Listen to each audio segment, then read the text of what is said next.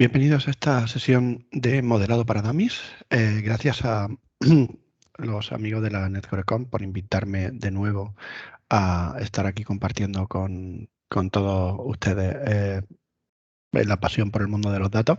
Y hoy vamos a hablar de esto, de modelado para dummies. Soy Miguel Egea, soy MVP Reconet, trabajo como Technical Lead y Mentor en Verne Technology Group y ahí tienen mi Twitter. En LinkedIn soy Miguel Egea también. Y en YouTube me pueden encontrar en mi canal, en el que también pueden encontrar unas sesiones de modelado, que creo que pueden completar bastante bien esta sesión. Como siempre, muchísimas gracias a todos los sponsors. Qué duda cabe que este tipo de eventos son imposibles, aunque sean online, sin la ayuda de todos y cada uno de los que participan, ayudan, colaboran con la NetCoreCon. Gracias a los organizadores por contar conmigo. Es un verdadero placer estar aquí y vamos a empezar con qué vamos a esperar de la sesión. En la sesión de modelado vamos a ver un poco de principios fundamentales de modelado, pero no voy a entrar en profundidad en ninguno. Hay un libro así de gordo que se llama The Data Warehouse Toolkit. Creo que es la segunda edición de Ralph Kimball. Ese libro es el que hay que entender, interiorizar, conocer para, bueno, pues para estar al día de qué significa todo esto. Después vamos a empezar con una demostración y luego al final hablaremos de un poquito de analítica avanzada. Algunas veces os preguntaréis si tiene sentido en el mundo actual en el que estamos hablando de data lake, storage, big data, etcétera, etcétera, si tiene sentido modelar. Lo cierto es que sigue tan vigente como el primer día, porque el modelado tiene como dos vertientes, ¿no? La primera de las vertientes es, pues eso, generar algo que sea consultable por los usuarios desde el punto de vista de rendimiento. Pero tiene una segunda vertiente que no cambia con el tiempo, que es que sea comprensible por esos usuarios. Si tú entregas un modelo a un usuario final y el usuario final no es capaz de entender qué es lo que puede obtener de ese modelo, pues ese modelo probablemente no sea un modelo exitoso. Entonces, tirando un poco de ese hilo, tirando un poco de ese concepto, ¿qué es modelar? Pues modelar es convertir datos que se generan generalmente en aplicaciones, que están optimizados para la escritura, que están organizados en esa forma, en tercera forma normal, ¿no? Para los que diseñáis bases de datos, etcétera, etcétera, convertirlos en información. La información tiene que ser veraz, tiene que estar limpia, no tiene que contener errores. Pero la información en sí no es ni más ni menos pues que eso, que un conjunto de datos que tú obtienes, que tú a su vez tienes que transformar en conocimiento. Es decir, tiene que ser expuesta de forma que añada valor a lo que los usuarios ven. Y todo esto, que son así súper abstracto, ¿qué quiere decir?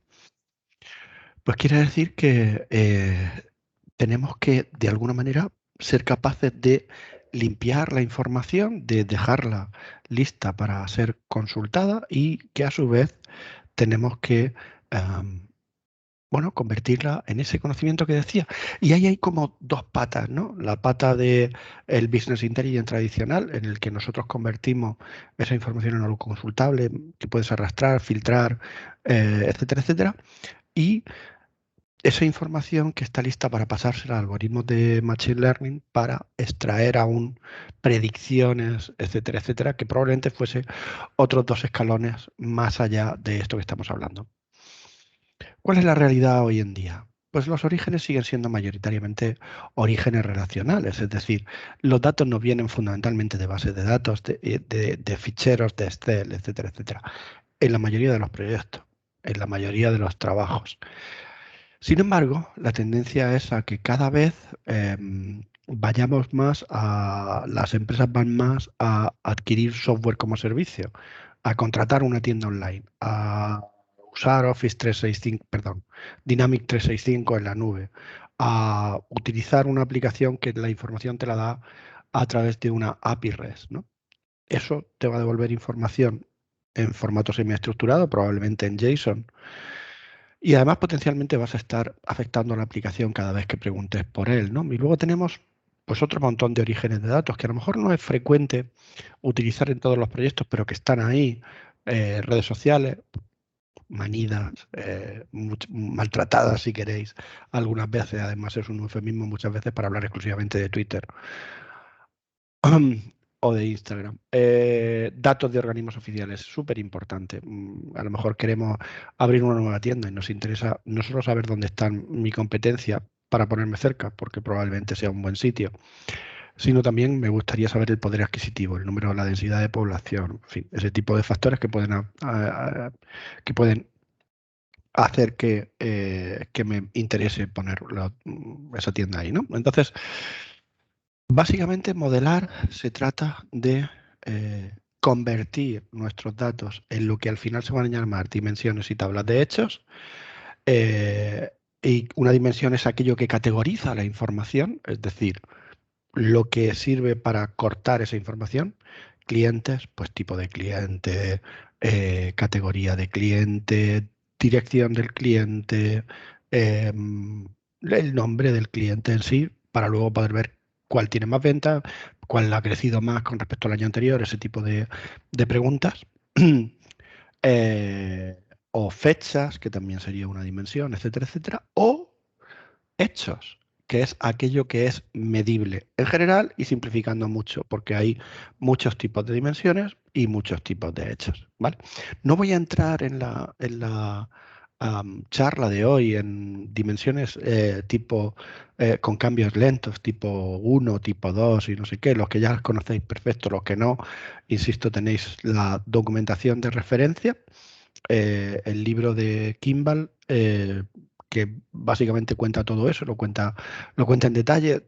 Tenéis un montón de información en la web, no tiene sentido. Yo voy a dar mi visión personal y práctica de cómo modelar. Y esta introducción sirve exclusivamente para que nos pongamos en la motivación y en saber por qué es necesario hacerlo. En el mundo Microsoft, ¿qué alternativas tenemos para alojar datos? Bueno, pues tenemos Azure Data Lake Storage. Y yo lo que voy a hacer es un Data Lake, es decir, si yo voy a procurar que mi información esté totalmente almacenada, es una alternativa de almacenamiento barato en la que yo voy a guardar ficheros planos, CSVs o Parquet o JSON con toda mi información tal como caiga, y luego a partir de ahí voy a ir trabajando esa información en distintas capas. Si utilizo, por ejemplo, la arquitectura Delta, pues tendré mi capa bronce, que es el dato como está, luego tendré una capa silver en la que ese dato lo limpiaré, como decíamos antes, quizá le haga algún pequeño join o alguna cosita para que esté listo para que los data scientists puedan utilizarlo. Y si luego lo quiero entregar en modo Data Warehouse, probablemente sea una capa Gold o una capa Gold sobre la capa Gold en la que ya diseñaré mi modelo dimensional, mis dimensiones, mis tablas de hecho, haciendo join, buscando claves subrogadas, historia, etcétera, etcétera. Todo eso lo podemos hacer desde Azure Data Lake Storage. Luego podemos utilizar Synapse Analytics, que es, yo lo he llamado Big Data as a Services, pero básicamente son un montón de componentes de Big Data como servicio, o podemos utilizar Datamars en una base de datos relacional, como siempre.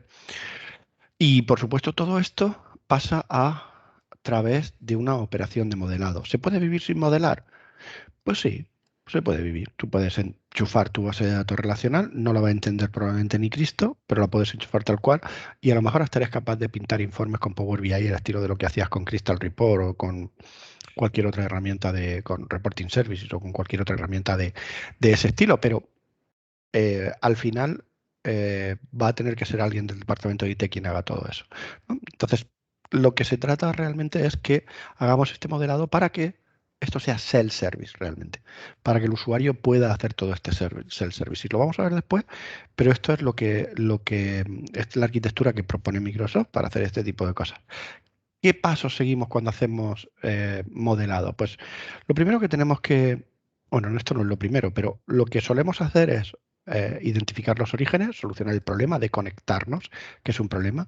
Después creamos una copia de los datos en esos lakes o en áreas de data integration, es decir, hacemos una copia de los datos para no interferir en la acción de los ERPs o las herramientas que generan esos datos, limpiamos la información y le damos forma de Data Warehouse o de Data Mart. La generamos en dimensiones y tablas de hechos, eso que estábamos hablando, ¿vale?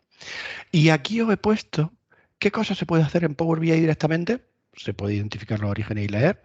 No se pueden crear copias de los datos realmente, si desaparecen de aquí, desaparecen de Integration Services, de ahí esa X, pero sí se puede limpiar la información, cambiarlo de forma y darle formato en Power BI. Y todo, identificar esos orígenes y tal dentro de la plataforma Synapse Analytics, aunque aquí esa copia de los datos lo haríamos en un Data Lake Storage.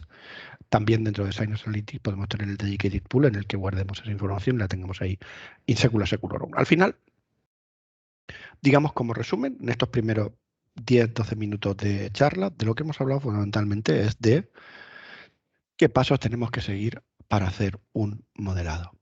¿Y a partir de ahora qué? Pues a partir de ahora vamos a verlo en demo, cómo se modela con Power BI, cómo se hace magia con esa información. Para eso, yo lo que voy a hacer es que voy a abrir Power BI Desktop y me voy a traer datos. En este caso me lo voy a traer de ficheros CSV. Luego voy a colgar esta información en GitHub para que os la podáis descargar. Y voy a hacer una serie de transformaciones que me van a permitir responder a las preguntas de negocio de forma directa. Lo vais a ver cómo lo hago en Power BI, cómo genero ese modelado y cómo me conecto a esa información. Para eso, mirad, aquí tengo Power BI Desktop y lo que voy a hacer es Get Data.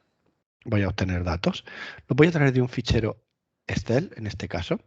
Tengo por aquí un fichero que he llamado Adventure World Source como fichero XLS y en lugar de utilizar una base de datos, que es lo que tradicionalmente utilizaría, vamos a suponer que nos han dejado la información en otro. Aquí ya, como esta tabla, tengo aquí mi tablet in Customer, mi tablet in Category, mi tablet in Product Category, aquí tengo una y otra, ¿vale? Y me voy a traer, por ejemplo, en esta tabla Fact Sales Quota tengo el Employee Key y aquí, si os fijáis, no tengo el DIM Employee. Entonces, bueno, pues voy a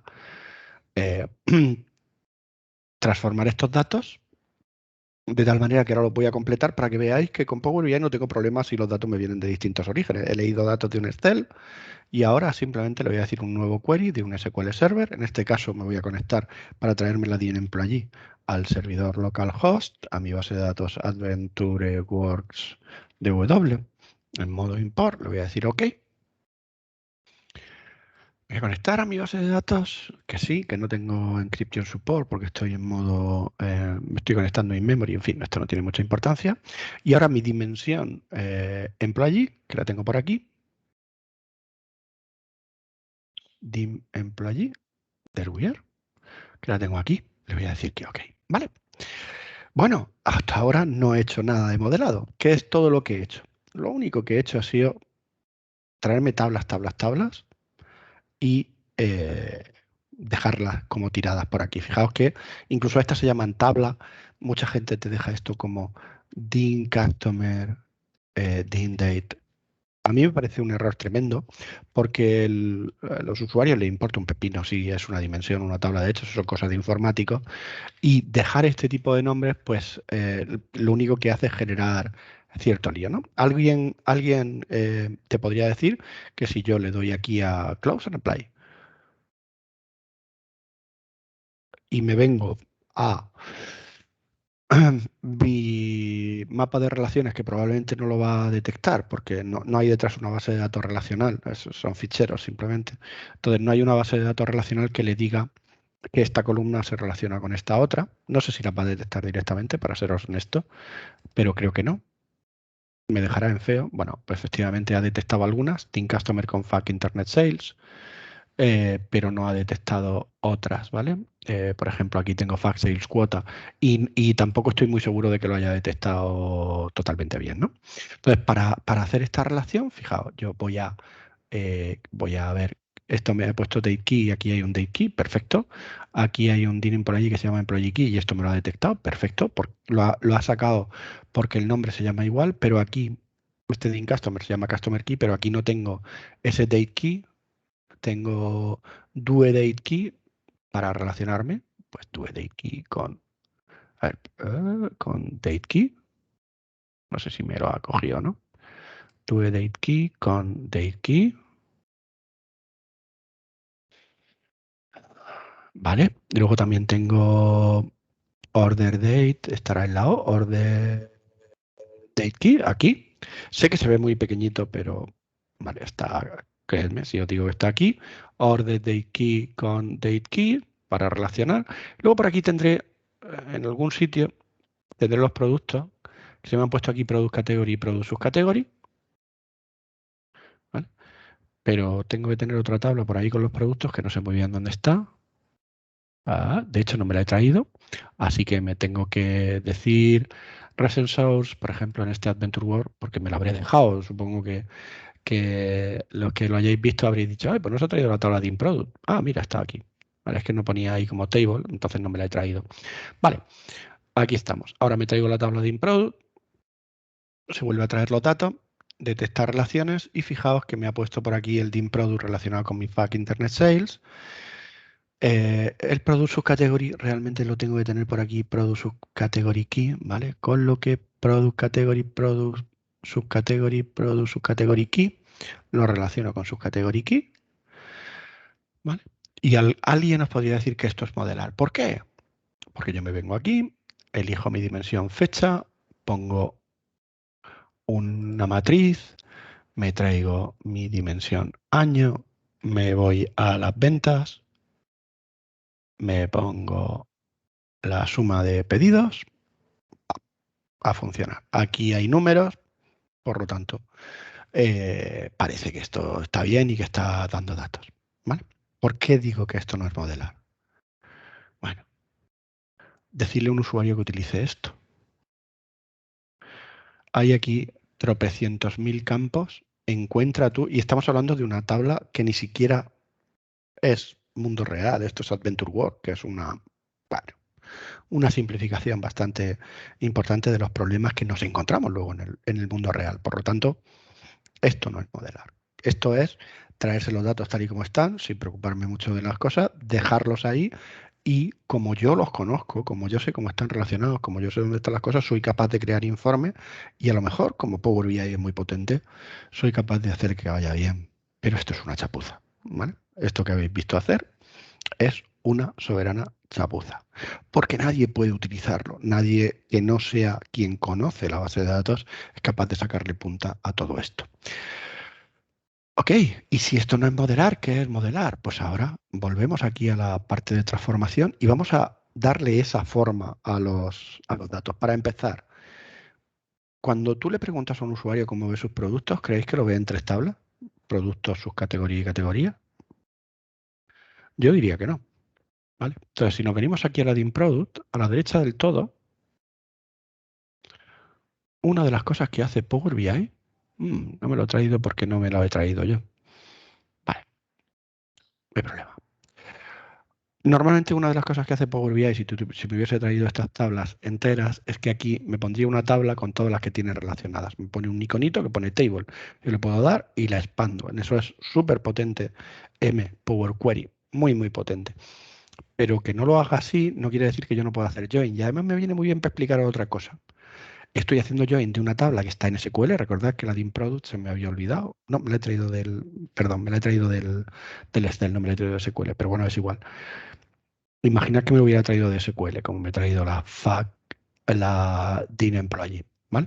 Pues exactamente igual. Yo podría venirme aquí y decirle merge queries, ¿vale? Que es hacer un join, en definitiva. Y le voy a decir que la tabla de InProduct con el campo Product Subcategory Key. ¿Veis este lío? ¿Tiene sentido? Vale, Product Subcategory Key se va a relacionar con la DIN Product Subcategory a través de Product Subcategory Key. Fine. Va a hacer un left outer join, quiere decir que se va a traer todos los productos, no me va a perder ninguno, y si no encuentra a qué subcategoría pertenece, va a poner un nulo. Justo lo que quiero. Ok, siguiente cosa que voy a hacer. La tabla, la expando. ¿Qué datos quiero? Aquí sí que voy a hacer, me voy a traer exclusivamente el English Product Subcategory Name, es decir, el nombre de la subcategoría, y el código de la categoría a la que pertenece. ¿Por qué? Porque ahora voy a volver a hacer otro join con mi tabla Product Category, ¿ok? Aquí estamos. Y esta tabla la voy a explotar y me voy a traer otra vez solamente el English Product Category Name. Vale, ya me he traído los productos y sus categorías y sus subcategorías, ¿vale? Por lo tanto, Product Subcategory, me voy a venir a sus propiedades y le voy a decir, perdón, no aquí, le voy a decir que no quiero cargarlo en el informe, porque ya tengo los datos que necesito, es decir, no quiero que esto sea algo que mis usuarios vean, esto lo utilizo yo de forma intermedia, y aquí lo puedo hacer, le puedo quitar el también que se cargue. Olvidaros del warning, no pasa nada, es simplemente le voy a decir que no lo que no lo habilite, ¿vale? Son las cosas que he hecho en los dos. Y ahora además vamos a limpiar esto. Vamos a dejar exclusivamente los datos por los que yo quiero analizar mi información. Y si mañana no necesito otro más, vengo y le añado. Pero no voy a dejar basura, no voy a dejar más datos de los que necesito en este preciso momento por si acaso. ¿Por qué no? Porque complican el modelo, porque lo hacen más difícil de usar. Y yo lo que quiero es que sea muy sencillito. Entonces, me voy a venir a esta parte de elegir columnas, que hay por aquí un choose column, esto es, y me voy a quedar exclusivamente con las columnas que necesito, que son, en este caso, el product key porque lo tengo que relacionar, ¿vale? Necesito el nombre del producto. Luego me voy a traer el nombre del producto en inglés porque en castellano no están todos. Me voy a traer el color porque quiero analizar con el color. Me voy a traer el size porque quiero analizar por size. Y me voy a traer la clase, el estilo y el nombre del modelo. Luego, de todo esto no voy a traer absolutamente nada. Me voy a traer el nombre de la subcategoría y el nombre de la categoría.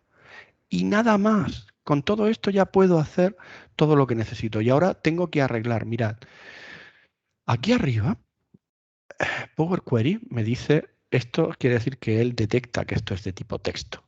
Y aquí, en algún sitio, ¿vale? Ha detectado que esto es un número, ¿vale?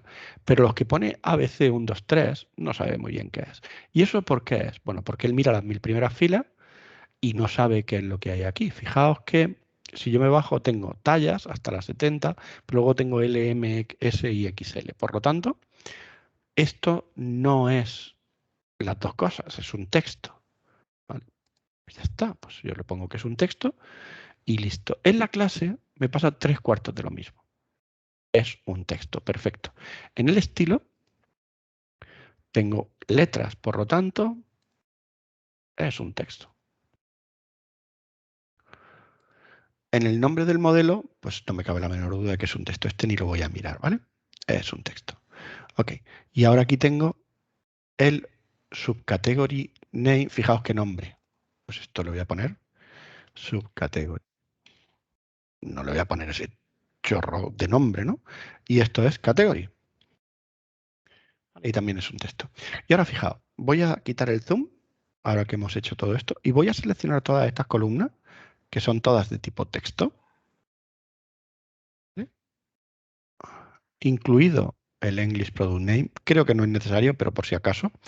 Y voy a utilizar este replace value. Y le voy a decir que donde ponga nulo, ponga no aplica. ¿Y por qué hago esto? Sabéis que lidiar con nulo en informática nunca ha sido tarea agradable. Para colmo, cada lenguaje se comporta diferente con los nulos.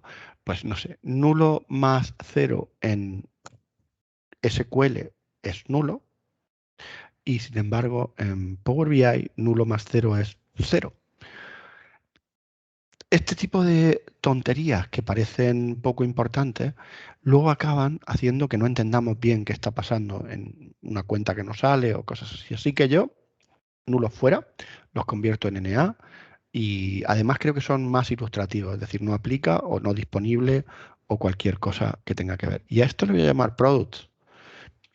Le voy a llamar products en plural porque son todos los productos. Fijaos que Power Query me ha puesto aquí la serie de pasos, que esto es como si yo hubiese estado con mi script SQL y ahora le hago no sé qué, y ahora hago no sé cuántas, y ahora hago no sé quintos, y estuviese toda la historia de todo lo que he ido haciendo. Genial. Puedo reproducir esto y simplemente si cambiara el source y en lugar de tirar de un fichero CSV, como habéis visto aquí, que es, me he ido al Excel y luego del Excel he navegado hasta la tabla. Si yo quito estos dos pasos y me conecto a una base de datos, va a funcionar exactamente igual. Siempre y cuando me devuelva las mismas columnas, ¿vale? No, no me quiero pasar yo tampoco de listo en esto. Bueno, pero ya tengo aquí fijaos que tengo mi tablita al final del día totalmente limpia, ¿vale? Employee, vamos a limpiarla igual. Ok, tengo parent employee key porque esto es una relación padre-hijo, pero yo no la voy a explotar, en este caso no me interesa, es demasiado complicado para lo que estoy hablando, que esto es modelado para dummies. Recordad que la sesión es una sesión potencialmente sencilla. Entonces me voy a quedar con el first name, el last name y el middle name del empleado, si está casado o no, y su sexo, ¿vale? Y si es un empleado asalariado o no lo es. Solo eh, por tener información. Tenemos que me ha detectado bien los tipos de datos, así que voy a seleccionar todas estas y esta, que son de tipo texto. Voy a sustituir null por NA otra vez. Aquí podría ser que quitase empleados que ya no están de alta o que nunca han llegado a darse de alta, pero en fin, podría hacer cualquier cosa de esta. Y ahora voy a crear una columna adicional para que veáis que se pueden hacer otro tipo de transformaciones, ¿vale? La columna personalizada. En este caso, bueno, hay una forma más sencilla para no tener ni que saber un poquito de programación, que es esto. A esta columna personalizada le llamo FTE, Full Time Employee, ¿vale? Y le digo que si es salary flag is equal to true, ¿vale? Entonces, FTE, aquí le voy a poner por ahí, employee type, full time employee, eh, mm, ¿no? O contractor o como quiera que se llama. Si no es un empleado, pues es un proveedor. Vale, pues ahora, aquí ya los tengo distribuidos entre uno y otro y ahora esta columna de aquí, que ya no la necesito porque ya he hecho la columna y que no se la quiero enseñar al modelo, la borro. Si vuelvo hacia atrás, esa columna vuelve a estar, ¿vale? Es decir, no se la voy a enseñar al modelo, pero eso no quiere decir que como parte de mi proceso no la vaya a leer, la vaya a manejar, etcétera, etcétera. Esto es la grandeza de Power BI. Y fijaos que en principio, como estos están todos informados, pues no me preocupo de nada más. Pro category no me tengo que poner. Esto es cuota de ventas, sales cuota. Le pongo el nombre bien puesto. Y ahora voy a ver de aquí qué cosas necesito. Fijaos, esto sí que tiene que ver con modelado. Hay una cosa en el mundo del modelado que se llama nivel de granularidad. ¿Vale? Nivel de granularidad no es otra cosa que el nivel de detalle con el que yo tengo los datos. Si nos venimos aquí, fijaos que yo tengo los datos a nivel de year y quarter, a nivel de trimestre, no a nivel no a nivel de día. Sin embargo, aquí he puesto un date key y esto es una práctica que lo he puesto, pues si esto es el cuarto trimestre del 2010, lo ha puesto el 29 del 12 del 2010. Ha puesto una fecha ahí, igual que esto pone 31 del 12 del 2011, es el primer, o sí, 31 del 3 del 2011, el último día del primer trimestre. Esto es básicamente está diciéndote que a nivel de trimestre, 1, 2, 3, 4, primer trimestre, segundo trimestre, cuarto trimestre, bla, bla, bla, pues él te pone esta información. Ok, es una forma ponerlo un día en concreto, pero toda la cuota está puesta este día. Sin embargo, ese no es el nivel de granularidad al que yo tengo la cuota, yo lo tengo a nivel de trimestre realmente. Si yo quitase esta información, sería más adecuado, pero más difícil de manejar luego desde Power BI, más difícil de asignar los datos a día. Entonces, en este caso, algunas veces lo hago de una manera y otras de otra en este tipo de demostraciones. En este caso, me voy a quitar el calendar year y el calendar quarter, ¿vale? Porque si no lo voy a utilizar, no lo necesito. Y voy a quitar el sales quote aquí, ¿vale? Y antes de hacerlo, os voy a explicar por qué. Una tabla de hechos, y este de ahí también va fuera. Una tabla de hechos, según Kimball, según el libro este que os decía que es la referencia, solo puede tener tres tipos de cosas.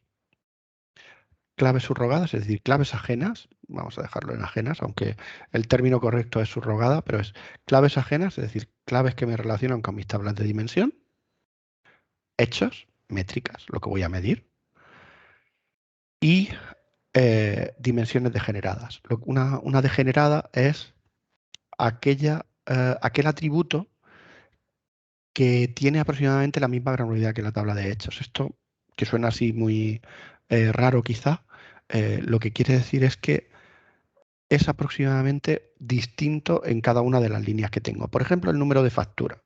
Si yo aquí tuviese un número de factura, claro, en cada ticket o en cada línea, a lo mejor hay 2 o 3 líneas que son de la misma factura, pero aproximadamente tiene la misma granularidad. Ese atributo, si lo genero en una dimensión aparte, esa dimensión va a ser casi tan grande como mi tabla de hechos.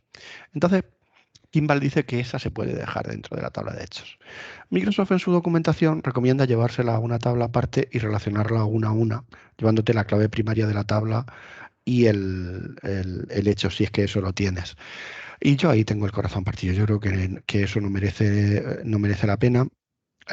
Hay pros y contras, hay unas cosas del autoexist, no sé, no me voy a entrar ahora en esta guerra, en este mundo concreto, porque no tiene sentido. Si alguno tenéis curiosidad, pues lo vemos. Pero si solo puedo tener claves ajenas y métricas, ¿esta es la clave que me relaciona con empleado?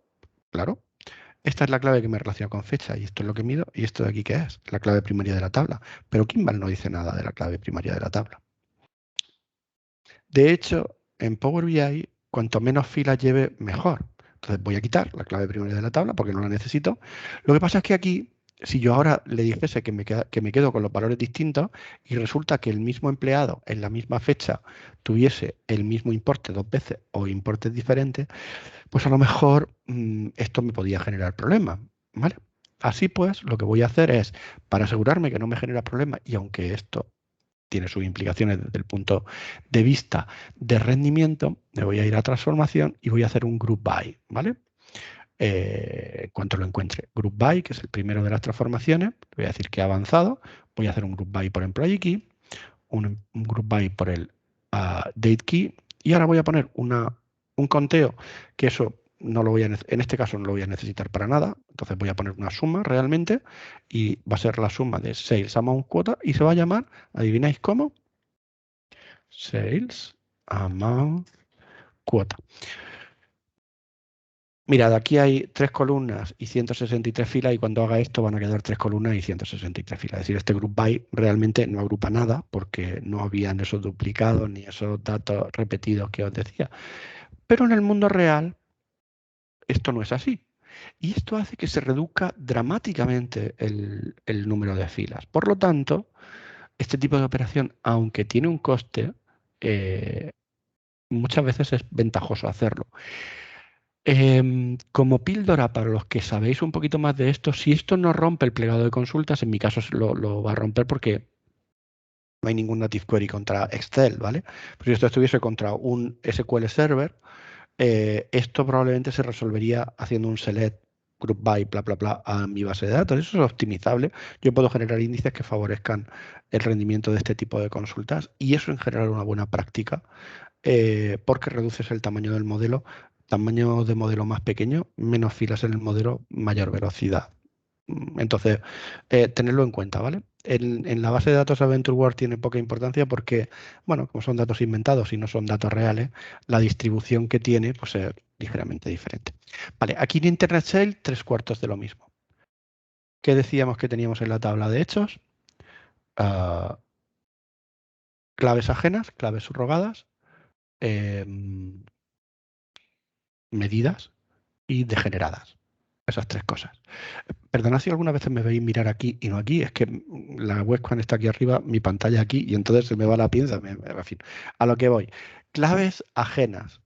Si yo estoy en ventas, tengo claves ajenas a la fecha, voy a tener una o varias, a cliente, quizá a empleado, en este caso creo que no, porque veréis, como estos son ventas por internet, no participa ningún empleado, por lo tanto no voy a tener, es decir, cliente, fecha y producto. Y nada más. Cliente, fecha y producto. Pues entonces me voy a quedar exclusivamente con eso. Así que cuando me venga aquí a mi choose column, vale, me voy a quedar producto, cliente Y ahora lo que me sirve para relacionar, order date key, due date key, ship date key, las 3 fechas que necesito, ¿vale? Y ahora, mirad, sales order number y sales order line number, estas dos las voy a dejar. Esto es mi degenerada. Esta es mi ticket y mi línea de ticket. Order quantity, lo que voy a sumar. Unit price, el precio unitario no lo voy a sumar. Total product code y sales amount, ¿vale? Cantidad, importe, coste. Impuestos y si quiero peso. Y nada más. Todo lo demás no lo necesito, ¿vale? Así pues, ala, fuera. Ahora, con mi sales order number y mi sales order line number, le voy a decir que me mezcle las columnas y que el separador sea pues un personalizado. Y voy a poner una barra, ¿vale? Y así va a ser SO0500 no sé qué, barra 1, barra 2, barra 3, si es una línea. Y esta columna merge se va a llamar ticket, ¿vale? Y ahora ya solo me quedaría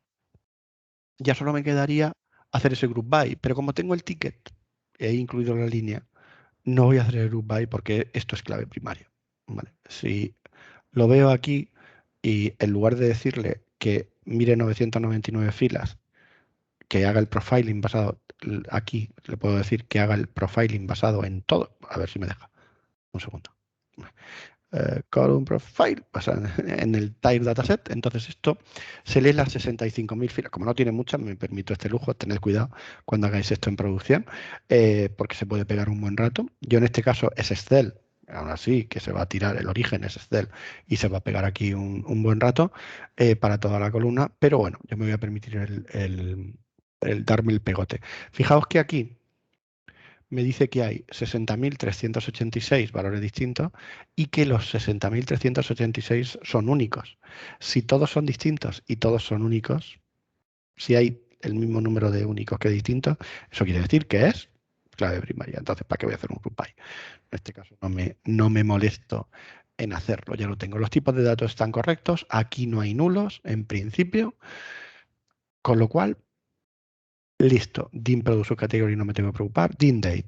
Bueno, yo la DIN Date, en mi canal de YouTube tenéis una serie de vídeos que se llama La dimensión de tiempo casi perfecta. Yo no utilizaría esta dimensión nunca, así que me voy a quedar con lo mínimo imprescindible. Uy, perdona, que le he dado a donde no quería.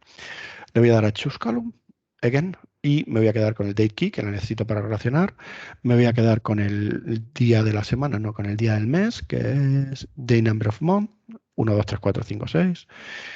Voy a quedar con el Calendar Year, con el Month Number of Year, esto es, y nada más. No voy a quedar con nada de todo lo demás. Entonces tengo esto y ahora voy a crear una nueva, esto por razones que ahora mismo voy a crear una nueva columna que va a ser año mes y va a ser el calendar year multiplicado por 100 más el mes. ¿De acuerdo? Y esto tiene que ver con que, aunque yo voy a poner esto como texto, quiero que esto sea, digamos, de alguna manera su clave para que el año 2000, el concepto los julios no exista. Pero bueno, sin más. A esto, como veis, no le detecta el tipo de datos porque es una transformación. Yo le voy a decir que es un número entero. Es importante ser precisos con los tipos de datos, igual que aquí, por ejemplo, este dato me lo considera, bueno, este 1.2 creo que está bien, me lo ha considerado número decimal, ¿vale? Pero un número decimal para Power BI es un float. Los que sois del mundo del desarrollo sabéis que un float, un número en coma flotante, aunque tú lo veas pintado como el mismo número, algunas veces no es el mismo número. Y como por debajo de Power BI lo que tiene es un almacenamiento columnar, el resultado muchas veces es que el número de valores diferentes que tiene pues es demasiado, ¿vale? Por esa redundancia. Entonces, siempre que se pueda, y en este caso se puede, le decimos que es un número fijo, con un número de decimales. Eso no quiere decir que solo tenga dos decimales. eh, ¿Vale? Y una vez que le hemos puesto esto, aquí, vale, no.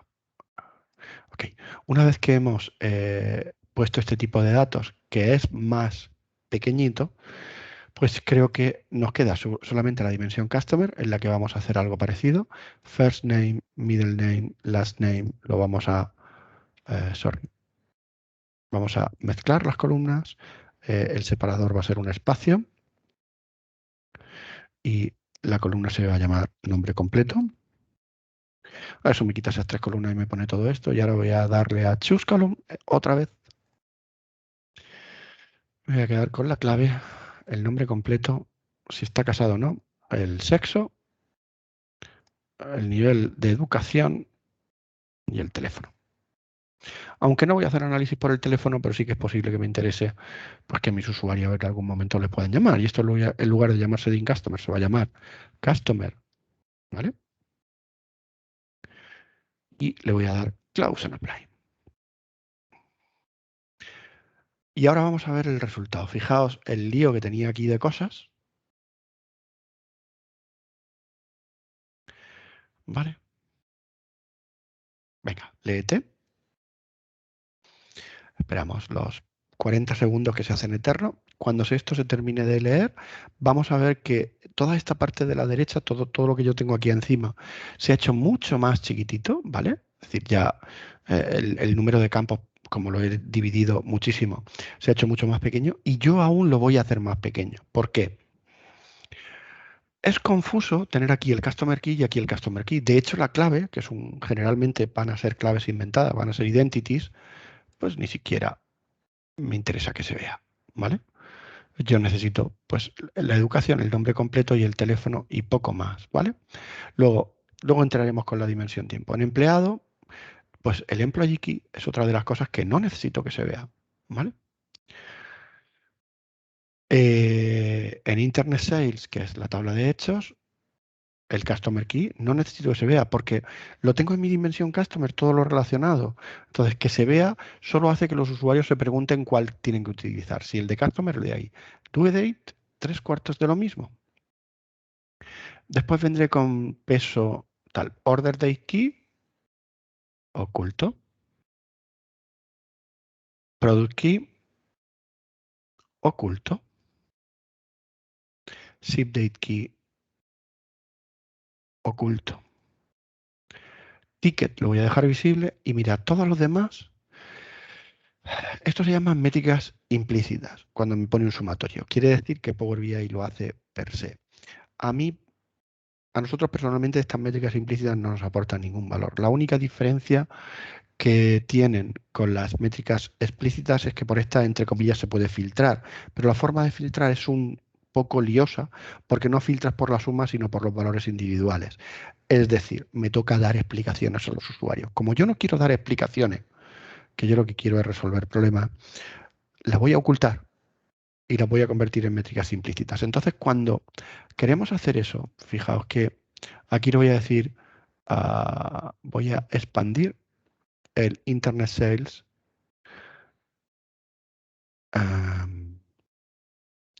Y bueno, como aquí se ven todos, ¿vale? Veis que yo me puedo venir al Customer Key, ya está oculto, perfecto. Pero vengo al peso, le digo que lo oculto, pero fijaos que me pone ese símbolo de sumatorio. Es decir, por defecto hay una agregación que es la suma. Yo le voy a decir que no lo sumarice. Esto mismo haría con todos. Los dejo todos ocultos, con una excepción. No los voy a quitar todos el sumatorio, pero habría que hacerlo. Excepto con el ticket. ¿Por qué excepto con el ticket? Porque el ticket es esa degenerada que os decía antes. Es lo que yo voy a poder analizar desde mi Internet Sales, ¿vale? Y ahora simplemente voy a generar una nueva métrica que va a ser Order Quantity, el sum de Order Quantity. Ellos además tienen una ventaja y es que si vuestros usuarios lo analizan desde Excel como conectarse a un motor de análisis services, estas se ven. Las otras, las implícitas, no se ven. ¿Vale? New Measure, Sales Amount, igual a sum. Bueno, yo creo que con esto ya veis Sales Amount. Con esto ya veis no sales amount cuota, sino sales amount. Vale. Con esto creo que ya el concepto lo tenéis pillado. En el sales cuota exactamente igual. Sería todo oculto, ¿vale? Sales cuota no se vería nada. Hidden. Hidden. Hidden. Y ahora aquí crearía una nueva métrica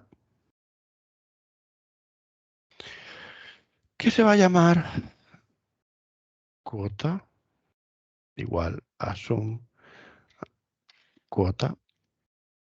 ¿Vale? Bueno, muy sencillito. Ya hemos hecho todo esto. ¿Qué ventajas tiene desde el punto de vista de modelado todo esto?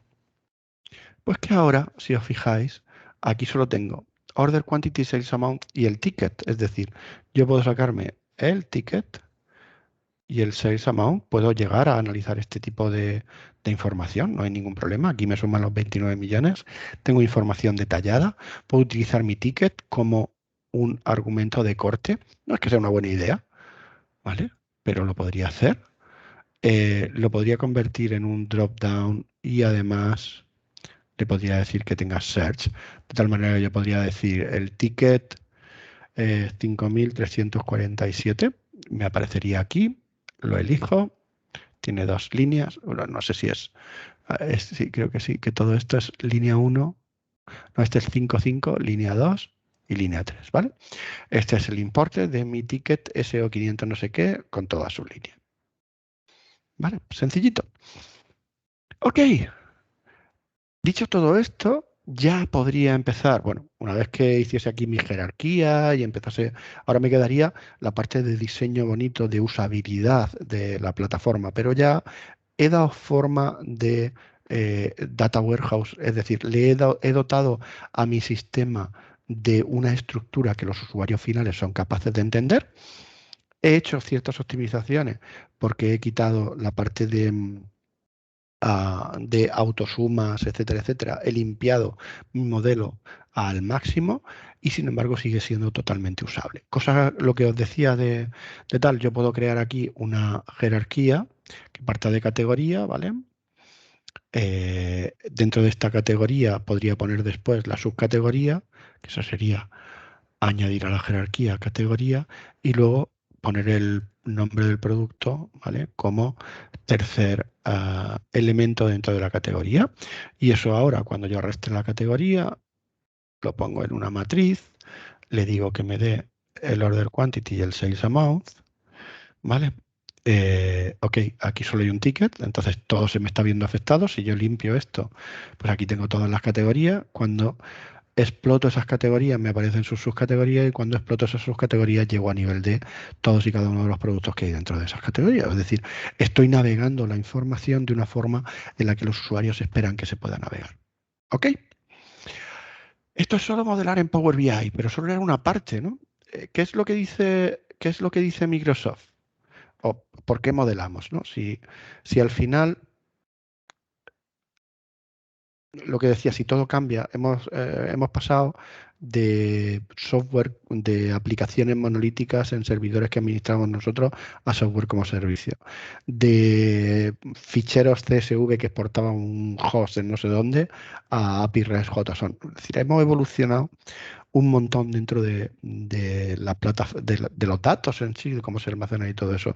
Entonces, ¿por qué sigue siendo necesario modelar? Porque básicamente tiene que haber una única versión de la verdad, ¿vale? Tiene que haber algo que nos permita que cuando vayamos a una discusión de comité de dirección no nos pasamos toda la reunión discutiendo entre quién lleva el dato bueno y quién lleva el dato malo, sino que nos dediquemos a comparar los datos y a proponer acciones que mejoren esos datos, ¿no? Eso Microsoft lo llama, eso es una necesidad, perdón. La segunda necesidad es que el departamento de IT no puede ser un cuello de botella. Nosotros no podemos ser los que colapsan la organización porque no somos capaces de entregar la información en el tiempo y forma en la que la organización lo necesita. Así pues, tenemos que modelar de otra forma. Tenemos que pensar en cómo organizar eso para que los usuarios se puedan hacer sus propios informes. Aún recuerdo alguna charla de mi amigo Salvador Ramos hablando de eso, de que los usuarios se hagan sus propios informes, y que se veía en aquellos años como casi una utopía. y hoy en día es totalmente flexible. ¿Cómo? Disciplina en el core. Vamos a hacer un data warehouse que haya una única versión de la verdad. A partir de ese data warehouse, que cada usuario lo use como quiera, nosotros entregamos un modelo, pero también te dejamos acceso a ese modelo para que lo mejores, para que lo amplíes con los datos del tiempo, con los datos demográficos, con tu XLS en el que clasificas los productos de otra manera, con un fichero CSV que te traes de por ahí para que crees tus propias métricas en las que utilizas otro tipo de cálculos. Todo eso se puede hacer hoy en día con Power BI y eso es flexibilidad en el perímetro, es Flexibility at the Edge que llama Microsoft. Es una metodología completa y creo que es bastante interesante. Para esa disciplina en el core, Power BI no es la herramienta. La herramienta tiene que ser otra, o una herramienta que me permita manejarme con dimensiones lentamente cambiantes, con hechos que van a ir evolucionando a lo largo del tiempo, pues salen en tablas que tienen estados y tú en tu ERP solo está el último estado, el estado actual, porque es lo que le importa desde el punto de vista operacional, pero que tú quieres manejar toda la historia de todo lo que ha pasado, etcétera, etcétera. ¿Cómo se hace eso? ¿Con qué herramienta? Pues yo os propongo que le deis un vistazo a Synapse Analytics, ¿vale? Y para eso eh, yo me he traído aquí tengo aquí un Synapse. Se me ha olvidado levantar el grupo de recursos dedicado, el que lo tengo en pausa, y eso hace que no lo pueda enseñar, porque si me pongo a arrancarlo se acaba el tiempo que tenemos. Pero bueno, dentro del grupo integrado os voy a hacer alguna demostración sobre cómo hacerlo y vamos a ver cómo podría utilizar esa información desde Power BI. Synapse es procesamiento masivo paralelo en general, ¿vale? Podéis acceder a los datos de un Data Lake Storage con SQL a través del serverless pool, pero podéis acceder también con una especie de Azure Data Factory, que es las pipelines y los mapping data flows que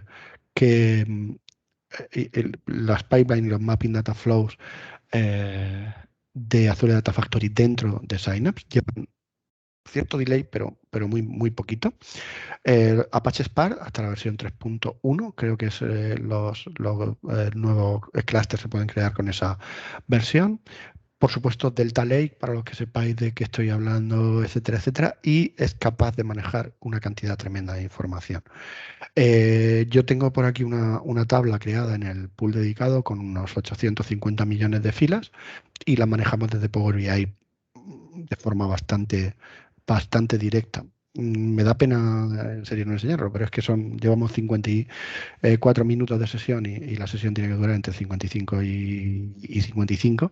Entonces, simplemente os voy a enseñar cómo podemos generar aquí, nos conectamos tanto a Cosmos DB, a la base de datos de Microsoft, como a un Data Lake Storage. Una vez que tenemos ese Data Lake Storage, yo me puedo enchufar a cualquier volumen de datos, ¿vale? Aquí tengo, por ejemplo, este Sales Small y ahora tengo aquí todos los años cargados. Me voy a venir aquí, me voy a venir un mes y aquí tengo ficheritos Parquet, ¿vale? Con eso puedo decirle un script que me gestione las 100 primeras filas. Perfecto, le doy a ejecutar y efectivamente se trae las 100 primeras filas. Esto lo hago sin tener que aprovisionar ningún clúster, ni de máquinas, ni de nada. Simplemente en realidad por debajo está el motor de Polybase accediendo a esos ficheros Parquet. Se le pueden hacer operaciones bastante complejas, por ejemplo, count asterisco, ¿vale? Sería esta de aquí. Y esto me va a devolver los datos que tenga en enero, 74 filas, no hay muchas. Pero fijaos qué cosa más curiosa, que yo puedo venir aquí y decirle este sale, aquí un asterisco, aquí otro asterisco, aquí otro asterisco, otro asterisco, otro asterisco y todo esto también, otro asterisco. Y ahora puedo ejecutar este count, va a tardar más, por supuesto que va a tardar más, pero me va a permitir de alguna manera acceder a datos que están en mi Data Warehouse con sentencias SQL. Sobre esto se pueden hacer Common Table Expression, se pueden hacer vistas, se pueden hacer joins, se pueden hacer group bys, se pueden hacer funciones de windowing, row number, rank, todo ese tipo de funciones que me ayudan a preparar los datos y a entender cómo están. Aquí hay un montón de datos. Si no recuerdo mal, este es el origen que nosotros hemos llenado con esos 800 millones de filas. Entonces esto se puede pegar un buen rato porque el servidor serverless que hay tiene que leer toda esa información que son en Parquet menos, pero cruda eran casi 1 terabyte de información, si mal no recuerdo. No quiero tampoco mentiros a esta altura de la película, no sé si va a terminar. Una vez que nosotros tenemos todos estos datos, igual que hacemos este comando, yo puedo hacer un create view, bla, bla, bla, ¿vale? Y este create view me creará una vista que yo podría utilizar. Una vez que tengo creado ese conjunto de vistas, que es lo que tengo aquí en mi área de trabajo, base de datos, en esta, que es la serverless, tengo un conjunto de vistas, ¿vale? Eh, no, esta es la base de datos dedicada. Estaríamos hablando de actualizar, un segundito. Vale, quiero que me cargue la base de datos. Aquí estamos. Estaríamos hablando de todas estas que son las estas son de Spark, estas son, aunque se pueden acceder a todas, ¿vale? Estos son los de staging, ¿vale?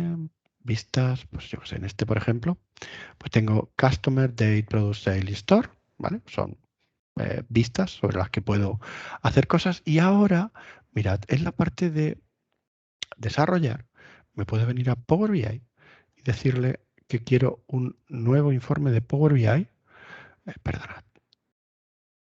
Aquí contra Synapse le voy a decir que quiero así sí, un nuevo informe de Power BI contra qué dataset, ¿vale? En mi área de trabajo de Synapse o en mi área de trabajo de ventas tengo dos.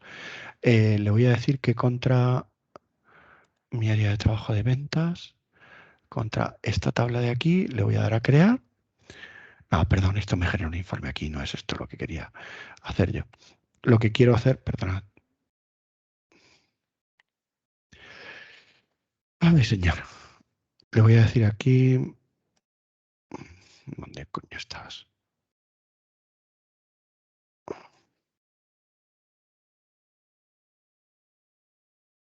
Mm,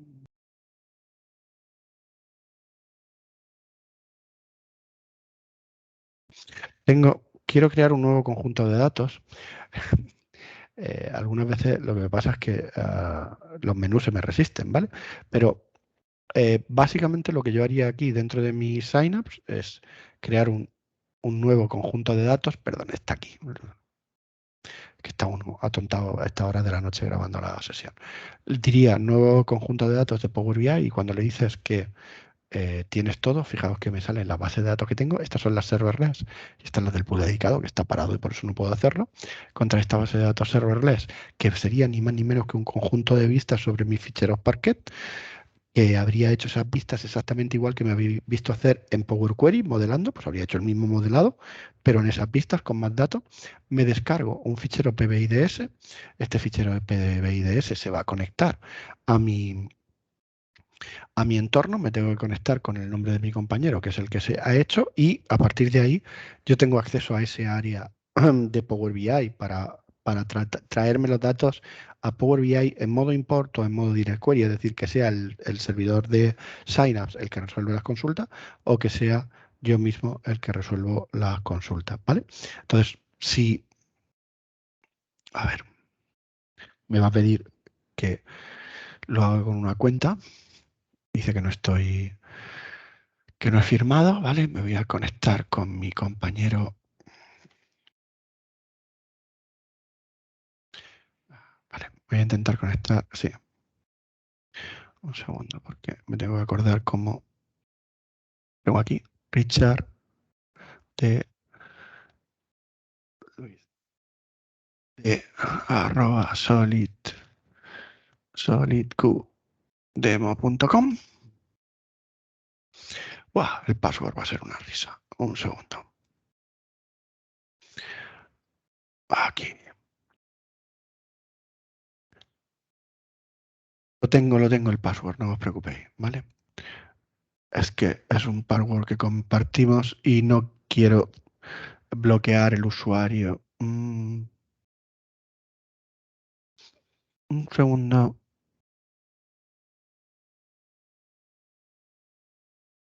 Aquí está.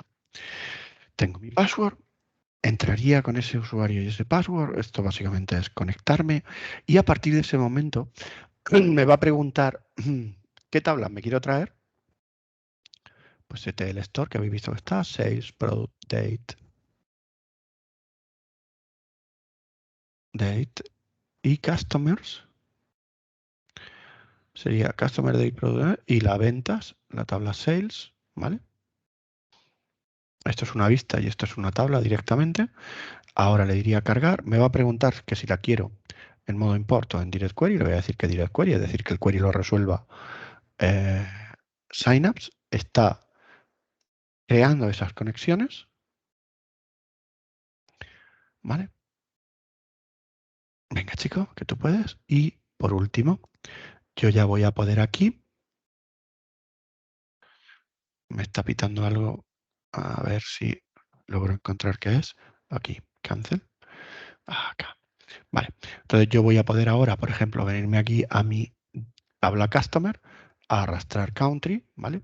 Y esto va a lanzar un query contra mi serverless pool de Synapse y todo se va a traer todos los países distintos de los clientes que tengo. No sé si tengo muchos o pocos. Fijaos que además se da cuenta de que es un nombre de país y en lugar de ponerme en una tabla, pues me lo pinta, ¿no? Estos son los datos que tengo. Y ahora podría decirle que me pusiese las ventas por ese país. ¿Vale? Entonces, pues no sé. No tengo muchas cosas aquí, ¿no? Voy a poner el sum de Sales ID, que es un número que no tiene ningún sentido, ¿vale? Pero bueno, no, esto no está relacionado. Sería este de aquí, ETL Sales, el sum de quantity, por ejemplo. Esta es una tabla grande y puede tardar. No sé si me ha hecho las relaciones, que probablemente no, ¿vale? ¿Lo veis? Me ha dejado todo sin relacionar, entonces tendría que volver a esa parte. 1 hora y 3 minutos más de lo que yo quería. Así que vamos a cortar aquí. Eso es lo que hemos hecho. Gracias una vez más a los sponsors. Me podéis localizar en cualquier momento. Hasta la próxima. Chao.